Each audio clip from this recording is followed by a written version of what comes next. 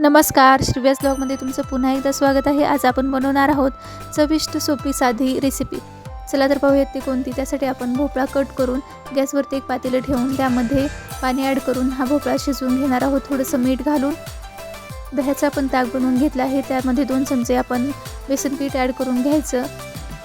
गॅसवरती एक पातेलं ठेवून त्यामध्ये तेल ॲड करणार आहोत. तेल गरम झालं की जिरे, मोहरी, ठेचून घेतलेला लसूण, कढीपत्त्याचे पाने, हळद आणि बनवून घेतलेलं ताक, त्यासोबतच शिजवून घेतलेला भोपळा, चवीनुसार मीठ ॲड करून एक उकळी काढून घेणार आहोत. इकडे बनवणार आहोत आपण मसाले भात. त्यासाठी आपण गॅसवरती एक कुकर ठेवून घेतला आहे. त्यामध्ये तेल ॲड करायचं. तेल गरम झालं की जिरे, मोहरी, त्यासोबतच ठेचून घेतलेला लसूण, बारीक कट करून घेतलेला कांदा, कढीपत्त्याची पाने, बारीक कट करून घेतलेला टोमॅटो, थोडंसं मीठ,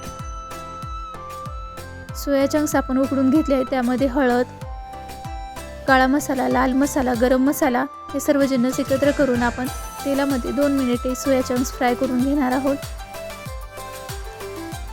आपण हातसडीचा तांदूळ 10 मिनिटापूर्वी भिजत घातला होता. त्यामध्ये 2 चमचे मसुरीची डाळ घालून 2 मिनिटे तेलामध्ये फ्राय केल्यानंतर आपण 1.5 वाटी 3 वाटी पाणी, त्यासोबत चवीनुसार मीठ, कुकर लावून 2 शिट्ट्या काढून घेणार आहोत.